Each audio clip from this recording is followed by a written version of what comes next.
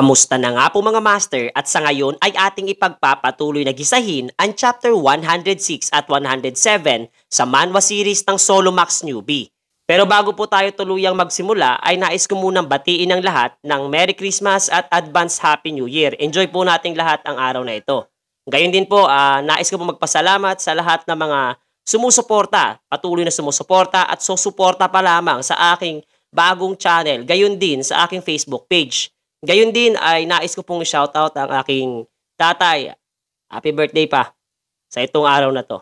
So without any further ado ay atin na pong simulan ang kwento. Ipinakita sa atin etong si Chun Yusong na nilalabanan etong dambuhalang itim na alakdan at sunod-sunod na nagsasagawa ng kanyang mga atake na mas pinalakas nga gamit ang kombinasyon ng kanyang iba't ibang mga skill na tinataglay. Literal nga na walang patid ang kanyang mga mapaminsalang pag-atake laban sa halimaw. Gayon din ay iniisip na hindi pa niya kailanman nasilayan na ganoon ang pagmumuka nitong kanyang itinuturing na matinding karibal at kasabay na napagtanto na wala nga raw taong literal na perpekto habang muling nagdulot ng pinsala laban sa halimaw na makikitang iniinda na ang mga sugat na kanyang natamo at ang malakas na palahaw nga ng alakdang iyon ang mas lalo pang nagpasidhi sa damdamin nitong si Chun Yusong na mas lalo pang magsagawa ng mas malalakas niyang pag-atake mga master. Inilipat muli ang eksena sa lokasyon ng isa pang halimaw na tinatawag na Predator Within the Mud na marang pinagmamasdan nitong si Jinyuk mula sa ibabaw ng isang gusali. Gayon din ang mensahe ng system na naglalahad ng pabuya kung magagawa niyang paslangin etong tatlong dilubyo na nasa kanyang lokasyon. Natanong nga siya nitong si Alice habang nasa loob ng Brahms Ring kung kinakailangan niya ng tulong. Subalit ayon naman sa binata ay imposible ang kanyang nais na mangyari buwat sa napakaraming mga mata ang naroroon sa kanilang lokasyon. Gayon din ay iniisip nga niya ang naudlot niyang plano na sana'y kaniyang ipapadala ang mga naturang halimaw sa Murim. Subalit di nga raw niya inaasahan na magiging balakid ang kasakimang tinataglay nitong baliw na si Liawei. Literal na nakadarama nga siya ng pagkainis at galit sa lahat ng kanyang mga nasisilayan at kaagad na nagpakawala ng tatlong palaso na nag-activate ng 2-star restraint barrier para sa halimaw. Kasunod nito ay tinahak nga niya ang ibabaw na bahagi nitong barrier at mabilis na inactivate ang skill na Mandara at nagdulot ng isang direktang napakalakas na pinsala patungo sa Predator Within the Mud. Seryoso ngang nawika nitong binata na sa susunod ay mas titiyakin nga raw niya na mas pulido na ang bawat hakbang at mga plano niyang isasagawa sa hinaharap. Sa ibang dako naman ay sinusubukan nitong si Teresa na lumayo mula sa mga taong tuluyang naging halimaw na buwat sa epekto ng skill mayroon etong halimaw na kanyang kinakarap. Dagdag na payag pa nga nitong dalaga na dapat niyang layuan ang mga taong naapektuhan nitong body of thought. Buwat sa masasaktan ang mga ito ng kanyang divine skill at dapat na mag-focus sa kung papaano niya magagawang idispatcha ang halimaw na nasa kanyang harapan. Ginamit na nga niyang skill na tinatawag na Sacred Fall na nagmarka sa lokasyon nitong naguguluhang halimaw kasabay ng napakabilis ng pagkilos at pagpapakawala ng kanyang napakalakas na atake gamit ang kanyang espada na matagumpay na naitarak sa bahaging leeg nitong body of thought. Agad naman itong nagpumiglas at napatalsik papalayo ang nasabing dalaga habang kanyang pinagmamasdan ang sugat na natamo. Ayon pa nga kay Teresa na epektibong panlaban sa mga dilubyo ang kanyang divine power at dapat nga raw na sa naturang nilalang niya ituon ang kanyang atensyon at patuloy na iwasan ang mga taong naapektuhan ng kanyang mga galamay. Ngunit kapos sa mga oras na iyon ay napuno na ng nag-uumapaw na galit etong body of thought at ginapos sa mga taong kanyang naging mga alagad at planong gawing mga pananggalang sa mga isinasagawang pag-atake nitong gulat na si Teresa laban sa kaniya. Doy naalala nga nitong dalaga ang mga naging habili ng kanyang mga magulang noong bata pa siya na mayroon siyang tungkulin na dapat protektahan ang mga taong nasa panganib. Maging kapalit man ito ay malagay ang kanilang buhay sa bingit ng kamatayan. Iyon nga raw ang responsibilidad na nakaatang sa apelyido nilang Laurencia. Doy tuluyan na nga siyang binalot ng takot sa harapan ng sadistang halimaw habang walang awang pinapaslang ang lahat ng mga taong nasa kanyang paligid. Napalood na nga lamang siya sa lapag at marahang nawika na siya na nga lamang daw ang kanyang paslangin sa halip ng ibang mga tao. Kasabay noon ay ang paglabas ng mga misteryosong itim na likido sa kanyang mga mata habang isinasaad ng system na siya ay nagpapakita na ng mga sinyales na tinatawag na corruption mga master. Muling nagpakawala ng isang napakalakas na palahaw etong body of thought hanggang sa natigilan ito noong kanyang masilayan ang kanyang kasamaang halimaw na tumilapon patungo sa kanyang direksyon. na kapadirektang tumama sa kanya. Iyon pala ay kagagawa nitong ating pangunahing tauhan, na nooy nakita na rin ang kakatuwang kaganapan dito kay Teresa. Alam nga daw niyang nakakairita ang abilidad mayroon ang body of thought, subalit di niya inaasang mangyayari ito sa dalaga, kahit hindi siya makakapayag na mamatay etong halimaw sa isang mapayapang paraan. Nagsimula nga siyang gumawa ng dimensional rift at lumabas dito ang isang matured na ancient dragon na wala ngang iba kundi si Goguma at ipinakita ang kanyang dambuhalang kaanyuan.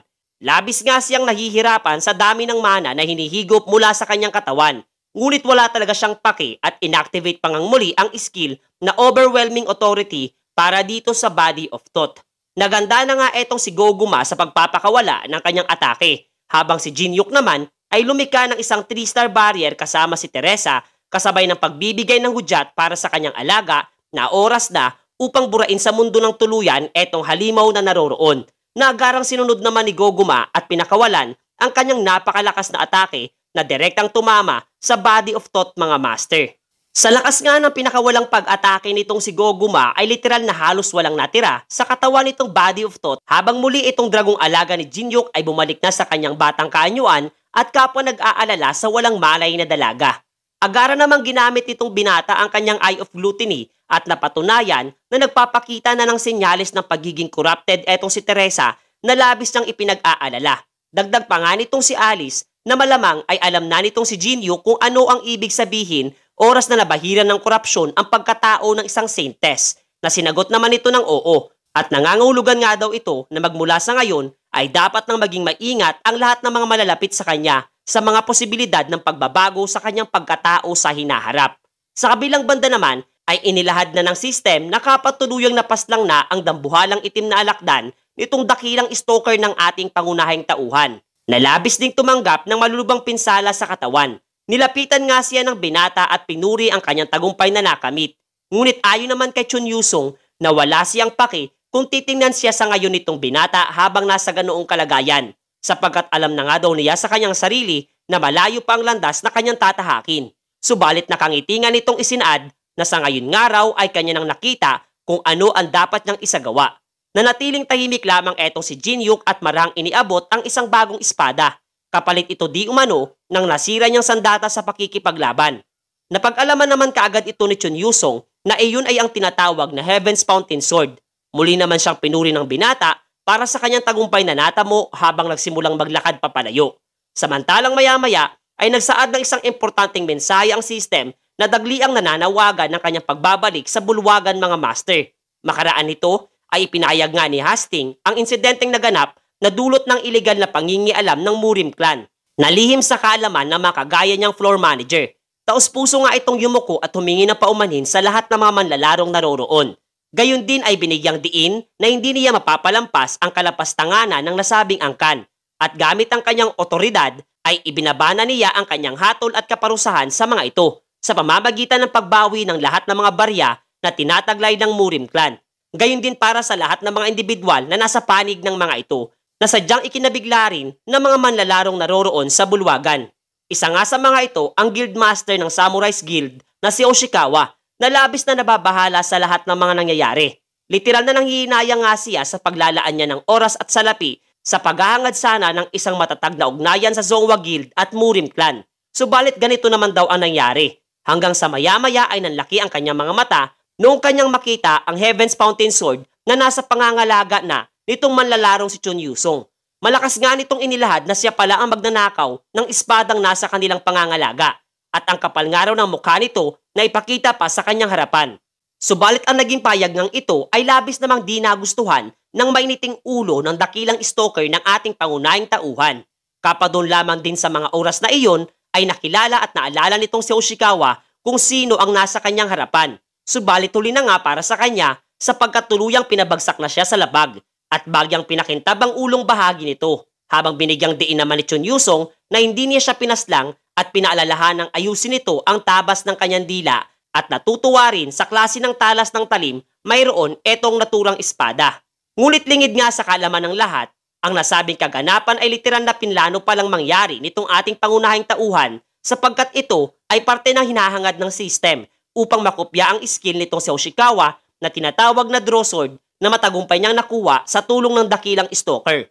Makaraan noon ay masisilayang kinakausap siya nitong si Hastings sa labas ng bulwagan at isinaad ang kaguluhang nagaganap sa mga manlalarong naroroon sa loob kung saang grupo ang mga ito papanig. Gayon din pinaalalahanan nga rin niya etong si Jin-Hyuk na dapat na nga raw siyang pumili ng panig katulad ng mga ito. Humingi rin siya ng paumanhin sa naganap na insidente, lalo na't wala siyang nagawa upang ito ay pigilang mangyari, ngunit ayon naman sa binata ay nauunawaan niya ang kanyang kalagayan at ayos lamang iyon.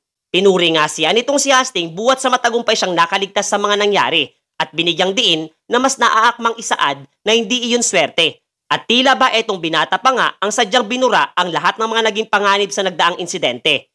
Natanong nga rin siyang muli nitong floor manager kung mayroon siyang ibang bagay na may pagkakaloob para sa kanya. Na mabilis namang sinagot ni Jin-Hyuk na mayroon nga raw siyang dalawang bagay sana na hihingin para dito kay Hastings. Pagkatapos noon ay ating makikita ngang bumalik na etong dalawa sa loob ng bulwagan at agarang isinaad nitong floor manager na etong araw manlalarong si Jin-Hyuk ay hindi magiging bahagi at parte sa pagpili ng panig na kanyang kabibilangan. Wala namang interes ang ilang manlalaro sa mga isinaad ni Hastings, ngunit labis na hindi makapaniwala ang lahat sapagkat dagdag na isinaad pa nga nito na kasalukuyang gagawa ng sariling pwersa etong naturang manlalaro na agarang na kwestiyon ng lahat ng mga naroroon. Paliwanag naman ni Hastings na nakalikom nga raw ng 1.2 milyong puntos etong si Kang Jin-Hyuk sa nakaraang gawain at kanyang matagumpay na nakuha ang kinakailangan para sa isang hidden condition na nagkakalob ng pribilehiyo na lumika ng isang bagong pwersa. Palihim nga itong si Hastings na naguguluhan kung papaano yun natuklasan ng isang manlalaro. Buwat ng tanging silang mga floor manager lamang ang nakakaalam ng nasabing patakaran. Subalit doy nang himasok na rin si Pennymeer na tinatanggiyang maisakatuparan ang nasabing plano ng binata. Payag nga ni Hastings na oras na may tumutol sa hangarin ng binata ay pansamantalang hindi maisasakatuparan ang kanyang planong pagtatatag ng sariling grupo sa loob ng 1 taon. Paliwanag pa nga ni Pennymeer na hindi ba't nangako sa kanya etong si Jin-Hyuk na aanib sa kanilang pwersa, huwag nga raw sanang umasa etong ating pangunahing tauhan na palalagpasin nila ang pagiging tuso nitong binata matapos na maisakatuparan ang nais niyang mangyari. Malakas nga nitong nawika na huwag hayaan itong si Jin-Hyuk na muli niyang ulitin ang mga payag na nasambit para sa kanya at dapat nitong tuparin ang pangako niyang binitawan. Alam naman ng binata na ang lahat ng kasalukuyang nagaganap ay pinagmamasdan din ng ibang mga naninirahan sa tore na interesado sa kanyang magiging pagpapasya at kung matatalo siya ngayon ay tuluyang maglalaho na ang kanyang ideyang pagtatatag ng sariling pwersa.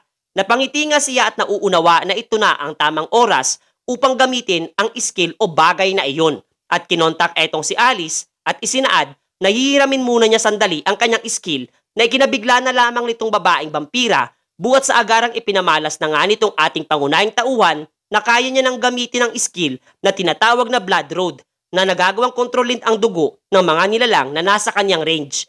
At ang kasalukuyang ipinapamalas kang lakas nitong si Jin-Hyuk ay literal na nagbigay ng kilabot sa lahat ng mga manlalaro maging dito sa individual na si Pennymeer. At kanyang tuluyang dito'y napagtanto na etong binatang nasa kanyang harapan ay isang klase ng individual na hindi niya magagawang kumbinsihin na pumanig sa kanilang puwersa mga master.